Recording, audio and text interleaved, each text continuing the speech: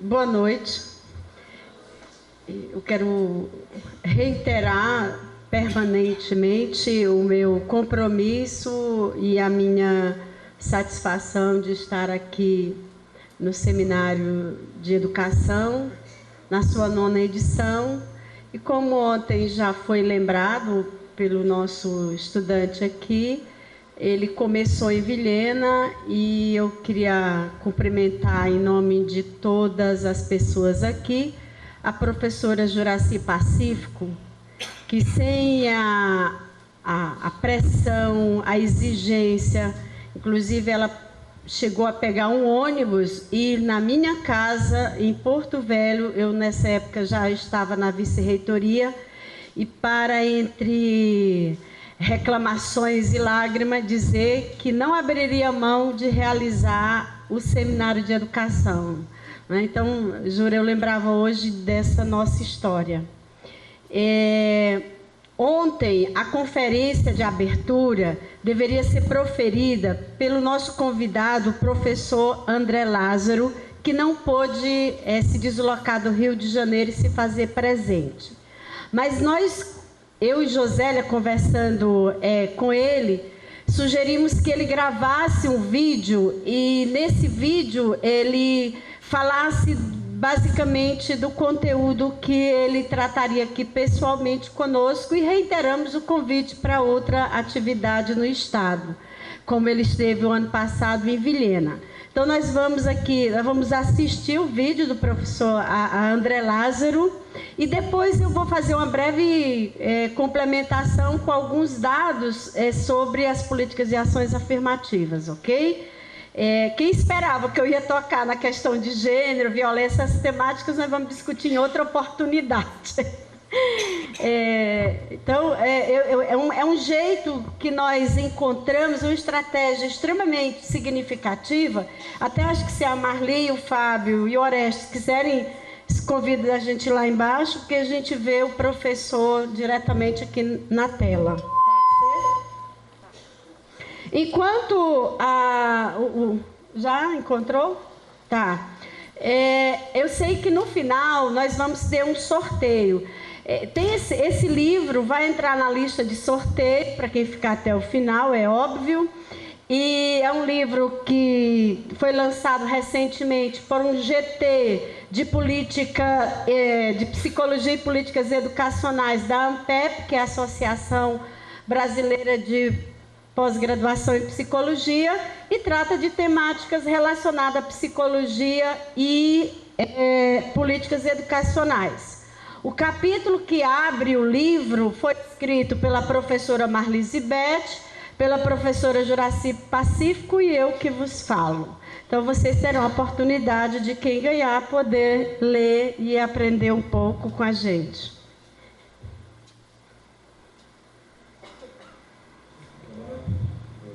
Colegas da UNIR, queria agradecer muito o convite para participar da 9ª semana.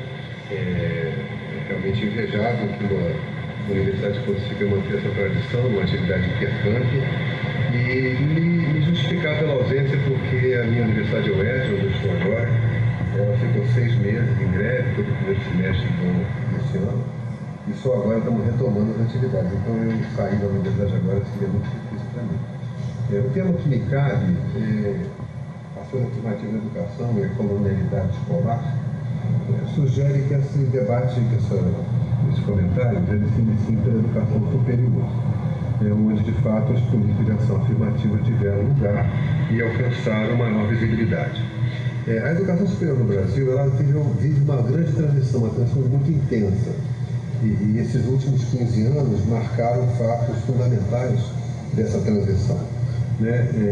Hoje nós temos, no último dado, são 7,8 milhões de matrículas na educação superior brasileira em 2014, quando no ano de 2001 eram 3 milhões. Então repare que um pouco mais de 15 anos nós mais do que dobramos a quantidade de matrículas na educação superior. Isso é muito importante.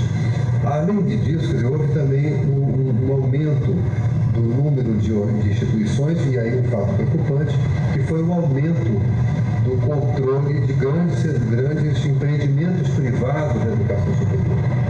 Hoje a educação superior está sendo objeto de uma intensa disputa empresarial com fundos internacionais apostando nesse nível educacional e na maneira de ocupar o mercado.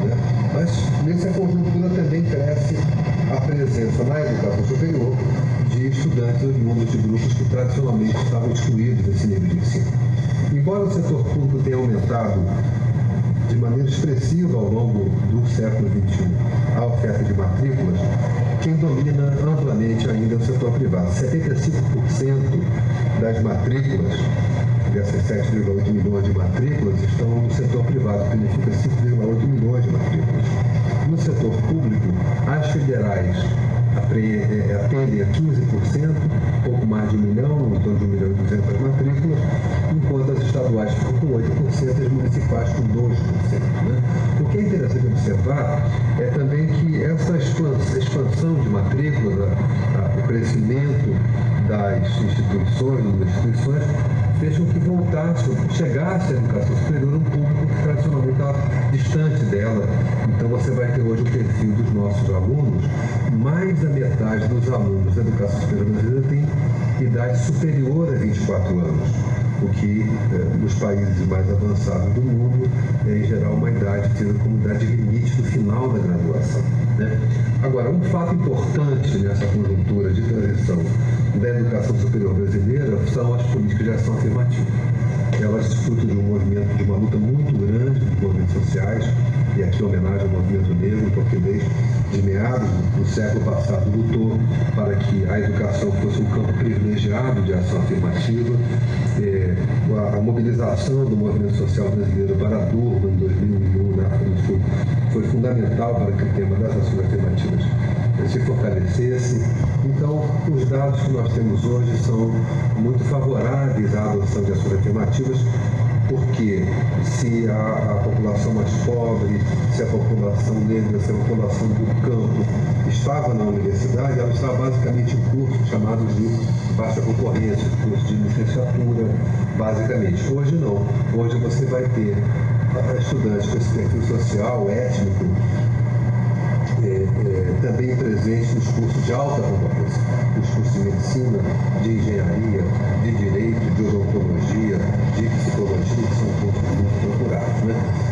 A maior presença desses estudantes decorre fortemente da expansão do setor privado, como era do setor público.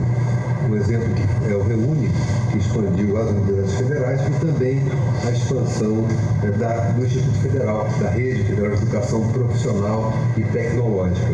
O que é interessante observar é que o setor público, quando se expande, ele se expande também territorialmente para municípios onde anteriormente não havia oferta de educação superior.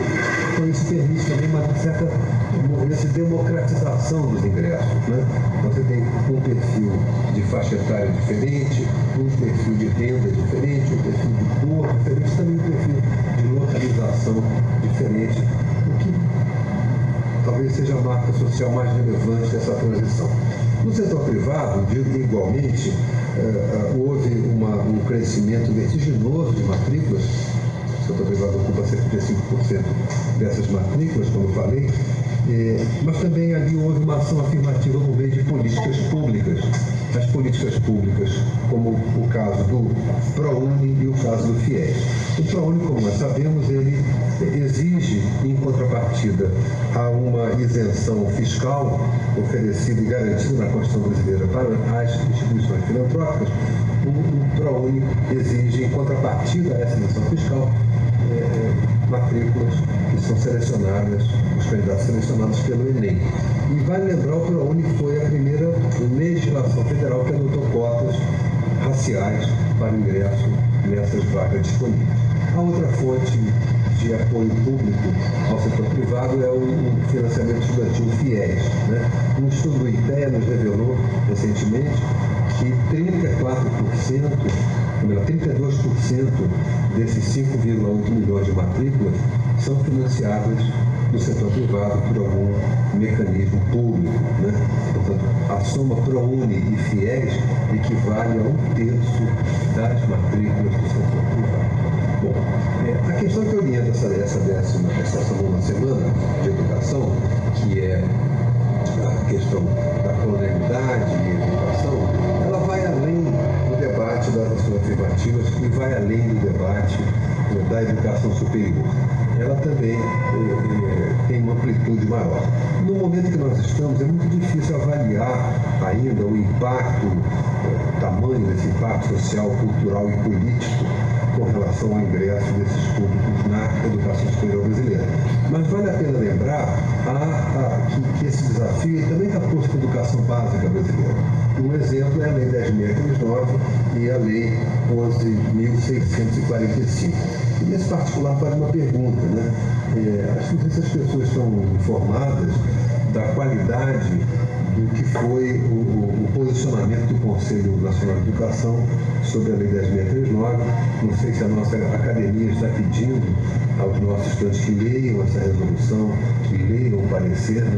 O parecer não tem nada de burocrático, é um documento vivo, um documento político, um documento reflexivo sobre a questão das relações raciais no Brasil, que eu acho que todos os nossos estudantes deveriam ler de que curso forem, porque é muito importante que tenham clareza do desafio que essa questão traz. Assim também a Lei 11.645, ela que diz respeito à questão do ensino das culturas indígenas, dos povos indígenas na educação básica, ela tem também esse mérito, ela tira aquela visão tradicional que se cultivou na educação básica brasileira, né? O índio no singular, o índio como uma figura exótica, e fala dos povos indígenas, culturas indígenas, como alguma coisa viva que a gente precisa conhecer.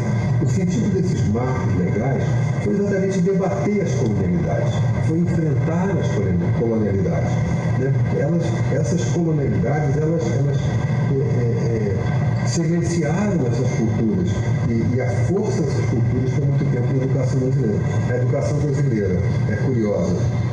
Ela trabalhava basicamente com uma reprodução de matriz eurocêntrica, mas o Brasil, quando quer falar para o mundo, ele se vale, e vimos agora a abertura das Olimpíadas, isso aparecer mais uma vez, né? Ele se vale da tradição indígena, ele se vale da cultura negra, que é óbvio, o Brasil é também indígena e é também fortemente negro. Mas a escola, ela parece que queria inventar um povo que não somos nós. Então, eu creio que o debate sobre a colonialidade na educação brasileira deve também se preocupar fortemente com aquilo que a educação básica faz, com a questão dos povos indígenas, e não apenas na Amazônia, também que no meu Rio de Janeiro, em qualquer estado brasileiro. Esse é um debate relevante. Mas o tema que as duas leis projetam, a 10.639 e 11.645, e o tema da colonialidade, na educação básica são temas complexos a serem levados adiante, porque, de alguma maneira, a escola tradicional brasileira, ela dificulta muito o diálogo com outras formas de expressão cultural, porque, por um lado, há uma fragmentação muito grande das disciplinas que faz com que a escola fique muito atenta a um conteúdo como que fechado em si mesmo, né? E ao mesmo tempo essas disciplinas elas têm conteúdos muito rígidos. Então eu tenho uma preocupação aqui grande que o debate da base comum, base curricular comum nacional, ela fique contaminada por uma visão eurocêntrica que é tida como universal e as visões particulares, regionais. E com isso a gente, de alguma maneira, pode vir a limitar uma compreensão e um diálogo do Brasil consigo mesmo, com a sua riqueza e com a sua diversidade. Mas entrando de volta no tema focal desse debate proposto, né, que é a educação intercultural e democracia, ações afirmativas e a colonialidade na educação, eu queria me aproximar desse debate trazendo duas questões básicas, né? Dois caminhos para pensar esse problema. O primeiro é uma pergunta. Será que as nossas instituições acadêmicas, as universidades, os institutos, as faculdades, os centros universitários, os Cefet, será que essas instituições estão recebendo esse perfil, novo perfil do estudante universitário, um estudante oriundo de camadas populares, um estudante que, em grande parte, ele é o primeiro da sua família a ingressar na educação superior, um estudante que passou boa parte da sua vida numa escola pública, nem sempre garantindo as melhores condições de aprendizagem. Será que essas instituições acadêmicas, ao receberem esses alunos, olham o que eles trazem ou olham apenas o que lhes falta? Será que a gente não está vivendo uma situação em que os estudantes são ignorados em sua potência, portanto, a sua capacidade de trazer algo novo para a instituição é subestimada? Eu acho que valia essa reflexão. E se quiserem prosseguir nela, eu recomendo a leitura de uma publicação feita, aliás, pela própria Universidade de Rondônia, que é o volume relativo à coleção Conexões de Saberes, caminhada do estudante de origem popular, da universidade de origem popular à universidade pública. Esse é um volume publicado em 2006 pela Federal do Rio de Janeiro, em parceria com várias universidades brasileiras, no Conexões de Saberes, e nesse volume da UNIR há 25 relatos de jovens estudantes que em 2006 frequentavam a universidade. São relatos pungentes, de muita força pessoal, em que você tanto encontra essa capacidade de luta dos nossos estudantes em superar obstáculos, em vencer dificuldades, como também encontra as suas preocupações com o modo como a instituição acolhe.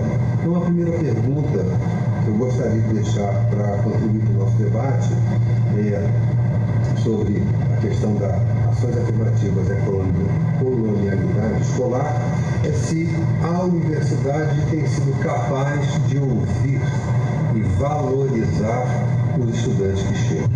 O segundo caminho para nós nos aproximarmos do tema proposto no debate, ações afirmativas à colonialidade escolar, é perguntar se o conhecimento a que esses jovens, e nem tão jovens assim, têm acesso à graduação, contribui simultaneamente para que eles sejam, por um lado, cidadãos do mundo e, ao mesmo tempo, atores comprometidos com suas comunidades. Esses jovens sairão dos bancos universitários aptos a interagirem com o ambiente marcado por muita violência, muita discriminação racial, discriminação por orientação sexual, discriminação de gênero, por origem, discriminação étnica, no caso dos nossos povos indígenas. Será que a universidade tem tematizado e refletido sobre isso com eles? Tem contribuído para que esses estudantes interpretem isso que eles vivem e façam da sua vivência objeto de uma superação, de uma reflexão e, ao mesmo tempo, de uma tematização?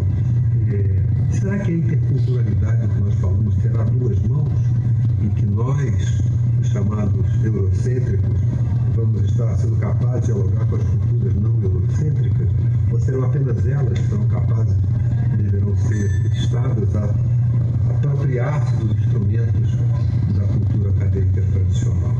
Então, acho que é uma questão que a universidade também deve pensar. Por fim, eu queria lembrar que há muitas formas de saber, muitas formas de conhecimento, E o sociólogo Boaventura Sousa Santos, que, aliás, inspira um dos textos de apresentação dessa semana, ele lembra corretamente que não haverá justiça social sem justiça cognitiva. Portanto, esses saberes que esses povos trazem, que essas pessoas trazem, são saberes que devem ser reconhecidos e valorizados. Há um detalhe que eu queria destacar: parte importante desses saberes são saberes contextualizados, são saberes relacionais, são saberes do cotidiano, são saberes não suscetíveis de uma epistemologia do tipo cartesiana, que isola e separa sujeito e objeto.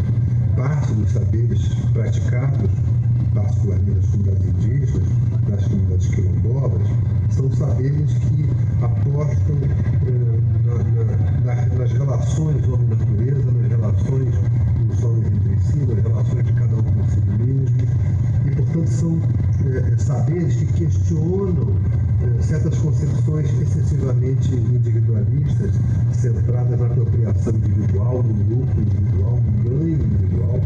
Então, a pergunta é se nós estamos dispostos a abrir mão de valores dessa competitividade desenfreada em que estamos imersos, do consumismo em que estamos identificados, para valorar formas de saberes distintas que apontam outras cosmogonias e outras visões do mundo.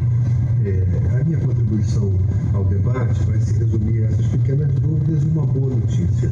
Aqui no Rio, agora em maio, aconteceu o ECUM, Encontro dos Estudantes Negros Universitários. E o ECUM foi muito interessante, eram mais de 2.000 jovens negros, jovens meninos e meninas, rapazes e moças, reunidos para refletir sobre a condição do negro na universidade branca brasileira, e eles, num documento manifesto, afirmavam que o encontro se pautaria pelo que eles chamam da afrocentricidade como método político, ou seja, uma experiência de estar junto, fazendo coisas juntos que não obedecessem às tradicionais oposições e protagonismos oriundos dos movimentos eurocêntricos, como identificam o sindicalismo e várias formas de expressão das políticas tradicionais. Eu também tive a alegria de participar, ainda nesse mês de agosto, em Buenos Aires, do terceiro colóquio internacional de educação superior, povos indígenas e afrodescendentes, em que, particularmente na questão indígena, participamos, acompanhamos narrativas sobre experiências realizadas na Nicarágua, realizadas na Costa Rica, no México, no Chile, na Argentina, enfim, em vários países da América Latina, os movimentos indígenas se organizam em torno da questão educacional, mas é muito interessante observar que a questão educacional é um instrumento de uma luta por terra, uma luta por água, uma luta por território, uma luta por língua, uma luta por cultura, mas a educação como parceira de uma luta. Então, eu acho que num debate como é dessa 9ª semana que a Universidade de Rondônia realiza, é muito interessante ver como a educação, mais uma vez, se coloca ao lado de lutas populares e defesa de direitos. E eu fico muito contente de poder estar junto de vocês nessa luta. Muito obrigado e boa noite.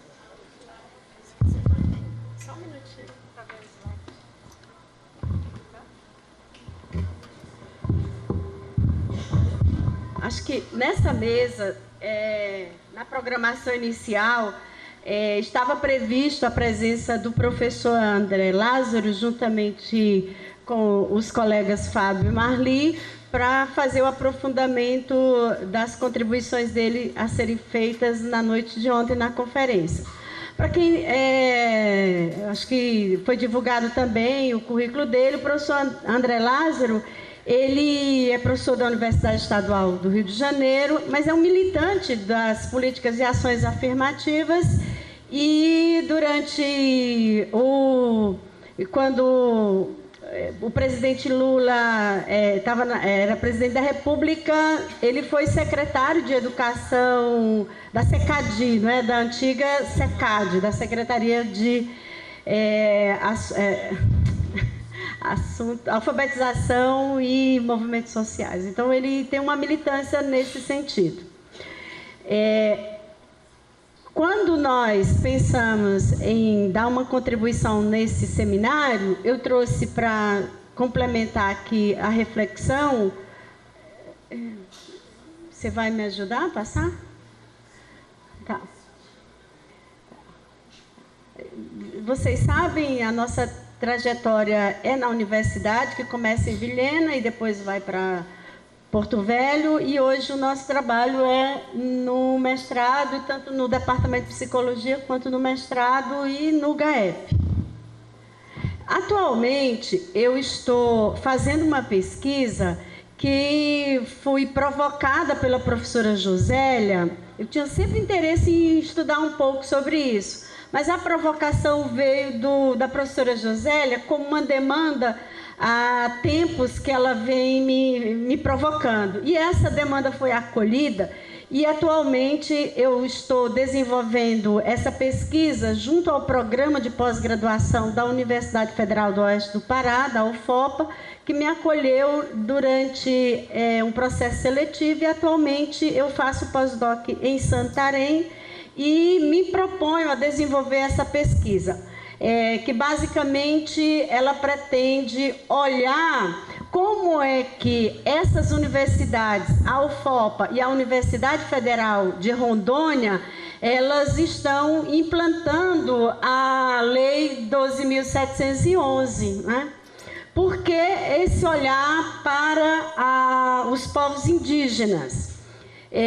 Quando eu orientei o trabalho da Maria Rosemary no mestrado em Psicologia, que tratou sobre as políticas e ações afirmativas, ou as cotas no IFRO, no campus Calama, foi muito interessante aprender com ela, e inclusive com a intervenção do Ministério Público Federal, que no edital do IFRO, o primeiro edital do IFRO, ele juntava, na verdade ele colocava as vagas, mas ele não dizia, ele não estratificava, ele não aplicava adequadamente a lei.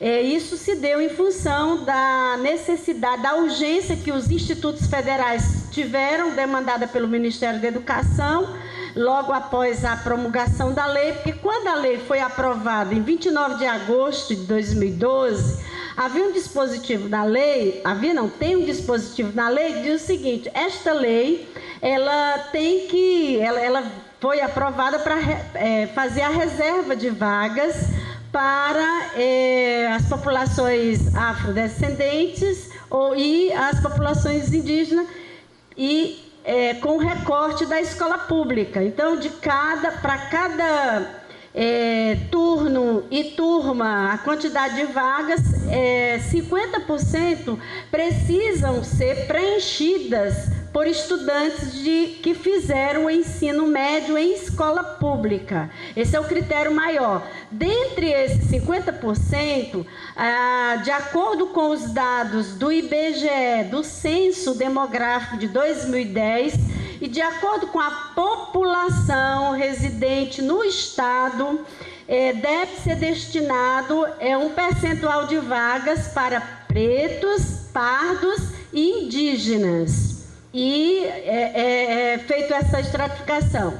E o primeiro edital do IFRO, o Ministério Público Federal interviu, inclusive eles tiveram que cancelar o edital para poder incluir, estratificar, dizer quantas vagas eram para os índios, quantas vagas para estudantes de origem pretos e pardos. Porque no entendimento do Ministério Público Federal e no nosso também, se não estava estratificado quantas vagas, não haveria uma concorrência mais leal, não é? E daí nós começamos a olhar os dados da Universidade Federal de Rondônia. O que eu trago aqui são dados resultado de uma busca preliminar, porque esse projeto eu estou com ele há pouco mais de 30 dias, mas então estou trazendo para vocês dados preliminares que nós já levantamos junto à Universidade Federal de Rondônia. Tá, antes de 2012, antes da promulgação dessa lei, nós tivemos nessa universidade um trabalho de tentativa de aplicar as ações afirmativas. Para quem estiver interessado, eu já vi vários alunos querendo estudar mais sobre isso, tem vários trabalhos, mas tem 3 trabalhos que foram feitos dentro da nossa universidade que é muito interessante para quem quer ampliar seu repertório, para quem está pesquisando sobre isso. A Jo escreveu um texto, foi publicado na revista Partes, que que se diz, ela faz a seguinte pergunta: Universidade Pública Brasileira, a quem será que se destina? E ela faz uma retrospectiva da história das ações afirmativas dentro da universidade, inclusive quando ela e o Ricardo Gilson estavam na Proceia, né? Não só criaram a Proceia, como também delinearam vários instrumentais que hoje faz parte da política de ação afirmativa. Tem uma dissertação de mestrado, do mestrado de Educação da Universidade Federal de Rondônia, que está aqui, um estudo das políticas públicas de acesso e permanência de indígena no ensino superior em Rondônia, e tem o trabalho da Rosemary, que foi um trabalho orientado por mim e defendido no mestrado em psicologia, mas também sobre as cotas no IFRO Calama, né? E tem a educação, tem alunos pesquisando sobre isso, há outros fóruns estão trabalhando essa temática. A próxima, por favor. Tá. E aqui vai rapidamente uns dados para vocês. O que eu vou demonstrar aqui para vocês?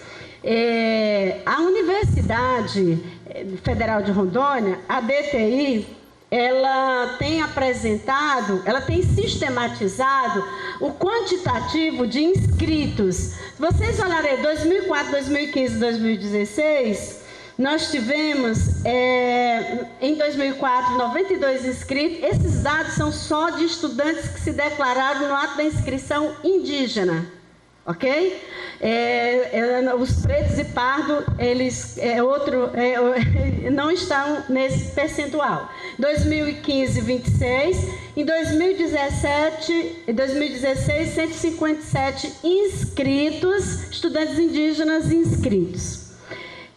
O próximo. Tá. Quantas vagas a Universidade Federal de Rondônia ofertou num vestibular de 2016? Esse dado que nós estamos aqui, no primeiro semestre, o que a Uni faz? Quem já viu o edital?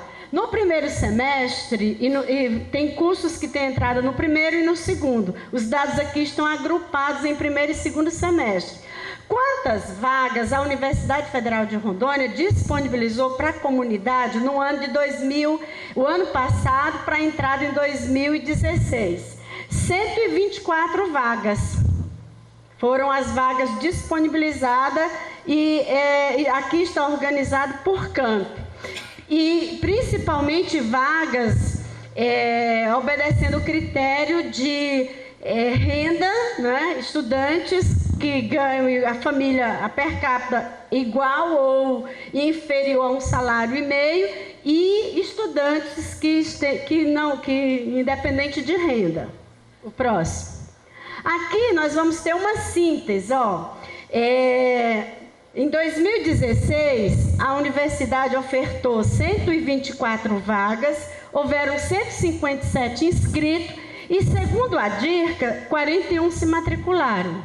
Aqui não entra também os estudantes do licenciatura intercultural, já que o curso é específico só para estudantes indígenas e é independente de cota.